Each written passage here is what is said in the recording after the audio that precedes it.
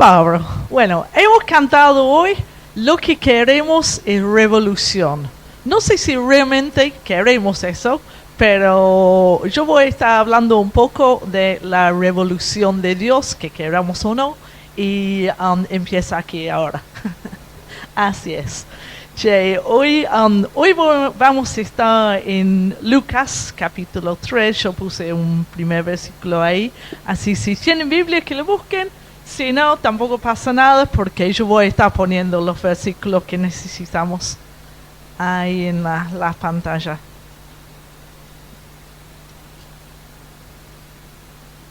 Bueno, amén. Amén, amén. Están ahí.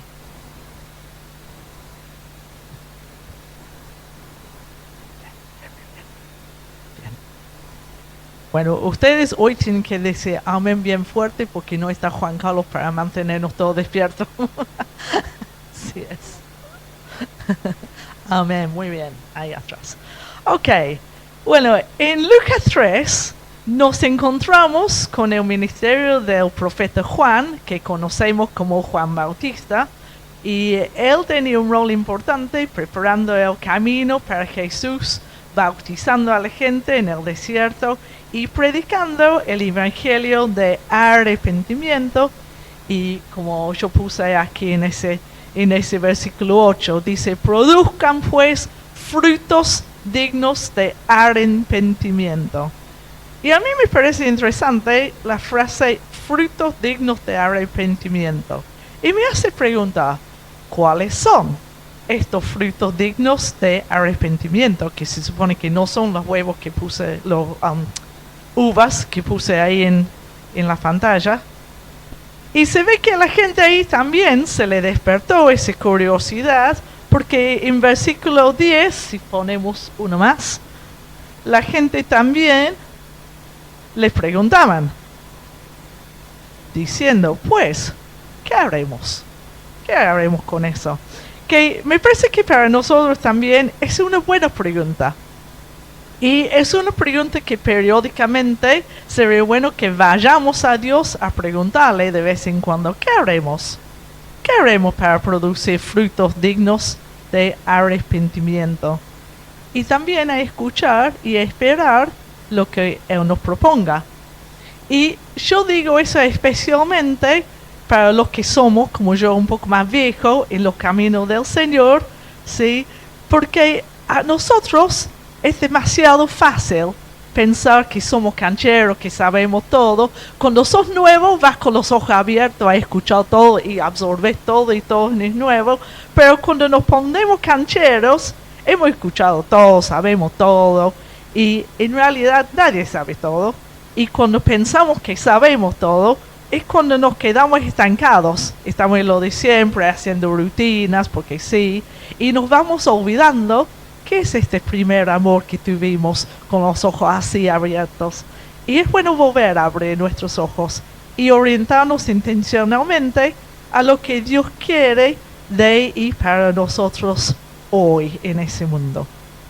Entonces, la gente preguntaba, pues, ¿qué haremos? Y en el versículo 11, Juan responde, si hacemos uno más, diciendo, el que tiene 2 túnicas, dé al que no tiene. Y el que tiene comida, haga lo mismo.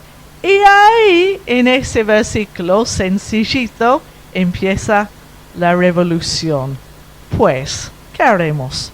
Dar, compartir de lo que tenés. Y ve que no estamos hablando de gente millonaria, estamos hablando de si tenés 2 camisas, si tenés para comer. Y pensamos también en aquel tiempo que para tener una prenda de ropa, para tener una túnica, una camisa, era una cosa importante, ¿sí? Implicaba cosechar el algodón o esquilar la oveja para hilar el hilo, para tejer la tela, para confeccionar la camisa o lo que sea, y obviamente cosido a mano, nada de maquinita. Y la gente en aquel entonces no tenía 6 camisitas que compramos de los bolivianos aquí en el centro, ¿sí? era diferente al mundo. La misma con la camisa. Igual a la comida, que antes, para tener un pan, implicaba sembrar, cuidar, cosechar el trigo, para moler la harina, para amasar el pan, para cocinarlo a las brasas del fuego, de la leña, que también había que salir a buscar, ¿sí?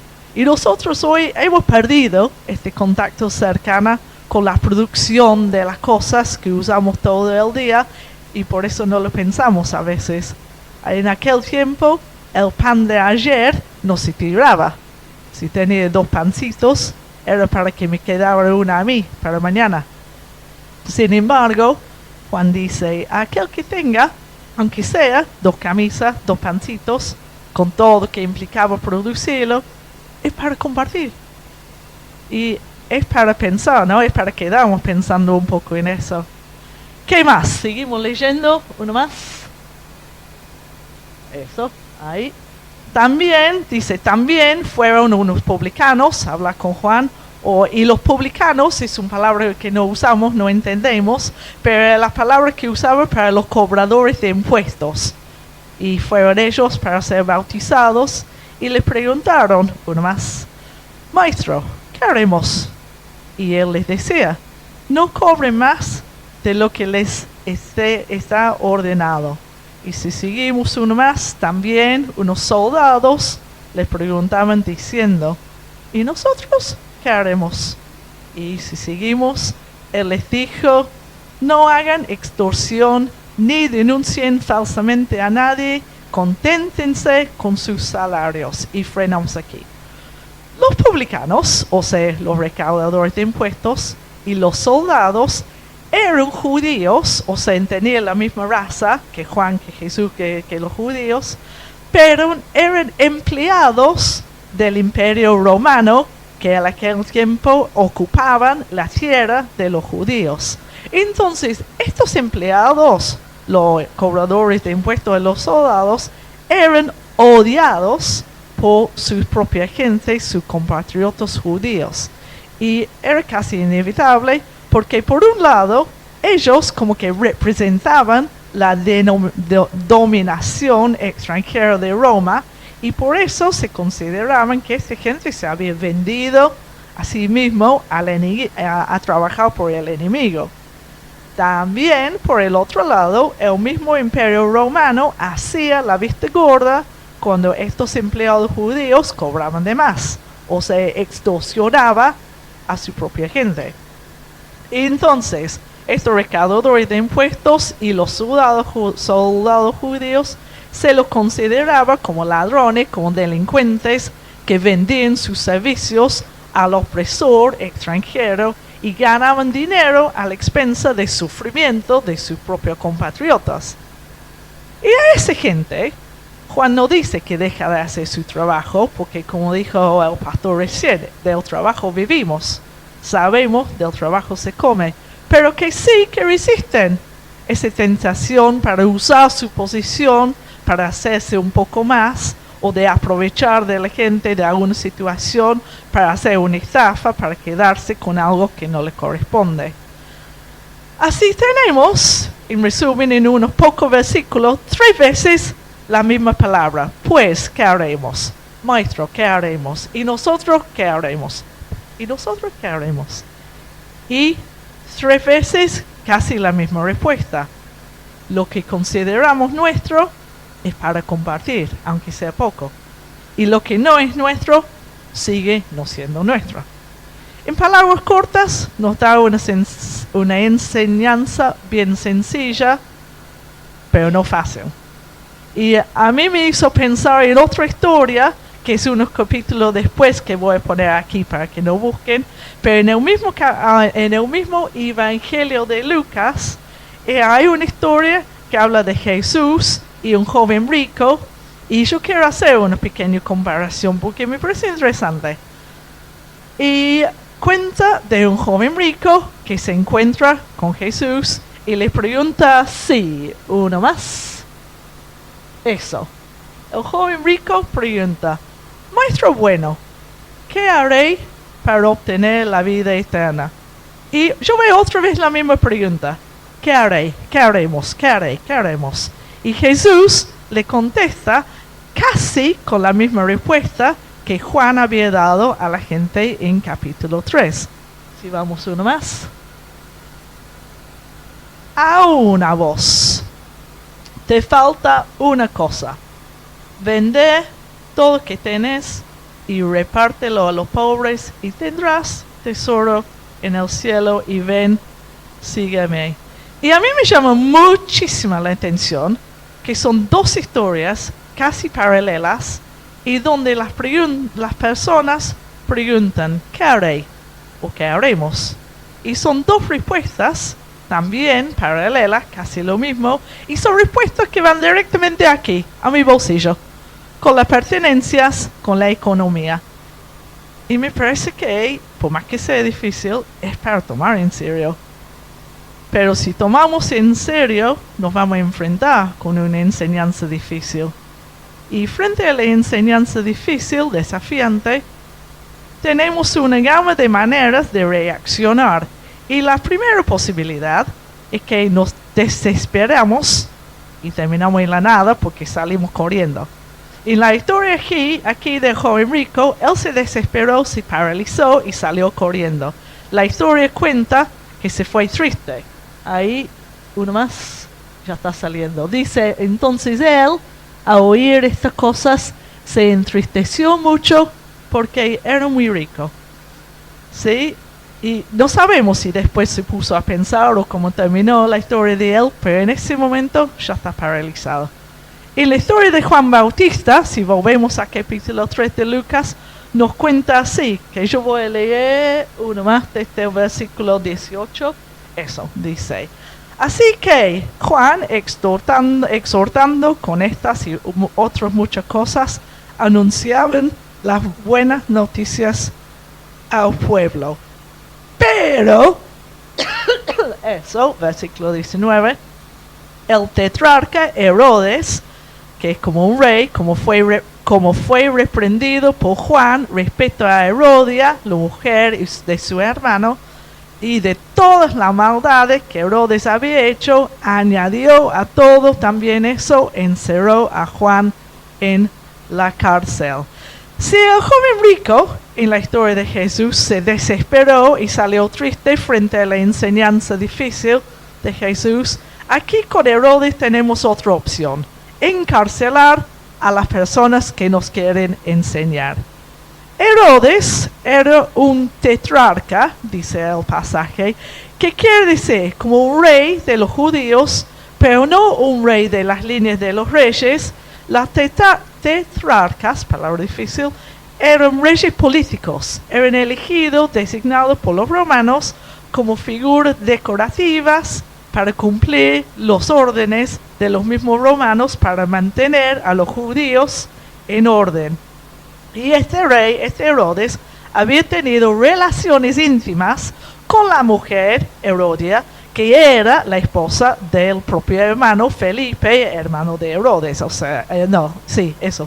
Así se habían metido cuernos a su hermano, terminó mal, y por eso Juan el Bautista se atrevía a retarle, decirle como corresponde, corregirle, y frente a esta enseñanza que no quiso escuchar, obviamente, Herodes dice que manda a Juan a la cárcel. Y luego, en otro capítulo más adelante, le corta la cabeza. Y así la segunda posibilidad que tenemos es que matemos a un mensajero. Y yo aquí hice una pequeña esquema, uno más, eso. Aquí hay varias posibilidades de lo que podemos hacer frente a algo que no queremos escuchar. Y yo identifiqué 4 tendencias que lo que solemos hacer los seres humanos frente a algo que es difícil. Y en esta esquina yo puse el joven rico, ¿sí? Que podemos desesperarnos, salimos corriendo para no seguir escuchando lo que es difícil. La próxima, eso. Tenemos la posibilidad de matar a un mensajero, como hizo Herodes. Yo creo, decime si estoy mal, yo creo que aquí nadie nunca mató a nadie, ¿sí? Pero hay muchas veces que sí buscamos la forma para silenciar al otro, para descreditar al otro, para no tomar al otro en serio. Decimos que este no sabe nada, ¿qué tiene para decirme a mí? O buscamos algún motivo, pero este que hace así, que no puede ser, este que no se viste de traje de corbata, ¿cómo pretende tener algo para decirme? Cuando en realidad soy yo que no quiero escuchar. Y en el tercer rincón puse también evitamos el asunto. Y eso se ve muchísimo en las iglesias, más que nada cuando nos fijemos mucho en los detalles de la iglesia y no hablamos de las cosas importantes. Hay muchas personas, creyentes, líderes, congregaciones enteras, que piensan que son más santificados que la otra iglesia de aquí a 3 cuadras, porque tenemos la silla así, tenemos la música así, tenemos la Santa Cena de tal forma, hacemos los bautismos impecables. Y obviamente es fantástico que hacemos reuniones lindas. ¿Quién no quiere una reunión linda? Pero, sin embargo, jamás se han enfrentado con las enseñanzas difíciles de la Biblia porque están demasiado ocupados viendo las sillas y el bautismo y toda la historia. Y por lo que yo veo, por lo menos en mi Biblia, dice que el fruto de arrepentimiento se muestra en eso, en el que tiene 2 camisas, dé a lo que no tiene, y el que tiene comida, haga lo mismo. Y no dice, pero si ustedes prefieren, aseguren que las sillas están en un orden correcto y que todos aplauden bien en las alabanzas, y así podemos olvidarle los otros asuntos. No, la Biblia no nos da la opción de olvidar los otros asuntos, porque esta es la revolución, es dar a aquel que no tiene. Y en el cuarto rincón son las excusas, que todos ponemos excusas. Mis hijos ponen excusas para todo, la gente pone excusas para todo, todos ponemos excusas para todo. Que frente a algo que me cuesta, o algo que tengo miedo, o algo que no tengo ganas, siempre aparece, me gustaría hacerlo, pero esta semana no, pero no tengo tiempo, porque me llegó el boleto de no sé qué, porque es lejos, porque no tengo transporte, pero que no me dejan en mi casa, pero cualquier pero, para no decir la verdad, que no me animo, ¿sí? Que a lo mejor tengo miedo, que no sé cómo va a salir, que no quiero meter la pata, o que simplemente mi bolsillo es un bolsillo y no se mete con eso, porque yo les puedo prometer con toda la certeza que en el ser humano, en todo el mundo, ¿sí? En el ser humano, cuando se convierte a Cristo, la última parte del cuerpo del ser humano que se convierte es el bolsillo, ¿sí? Es así en todo el mundo, ¿sí? A mí también me pasa, me sigue pasando, que tengo que volver a pensar cómo me voy a dedicar a mí y lo que considero que son mis recursos para el servicio de Dios. Y ojo, yo quiero hacer una paréntesis aquí. Este mensaje no es para todos. Si vos hoy no sabes qué vas a comer, o qué van a comer tus chicos, o qué van a comer las personas que vos tenés a cargo, que Dios te bendiga. Y que sepa que este mensaje no es para vos en ese momento. Más adelante puede ser que sí. Pero lo que sí tenemos para salir a tomar algo, para comer un chori en la cancha, para ir a una placita a tomar algo, para buscar un vinito para tomar con la cerveza, también tenemos para dar, ¿sí? Para compartir. Somos los que tenemos 2 camisas. Podemos bendecir a alguien que necesita. Podemos mostrar el amor de Jesús siendo sus manos, sus pies, su corazón de compasión frente a este mundo necesitado. Entonces, si no podemos poner ningún traba, ninguna excusa, ¿qué vamos a hacer con estas palabras no tan fáciles del pasaje de hoy de Juan? En primer lugar, es para reconocer que la Biblia realmente nos dice así. No hay ningún truco como estos de arriba que podremos traer para hacer que nos diga otra cosa. Y si reconocemos que la Biblia nos dice así y que realmente nos dice así, de alguna forma es para nosotros responder hasta donde nuestra fe nos permite. Es para atrevernos, para tomar algún riesgo capaz, para mostrar este fruto que viene de un verdadero arrepentimiento, como nos dice Juan Bautista.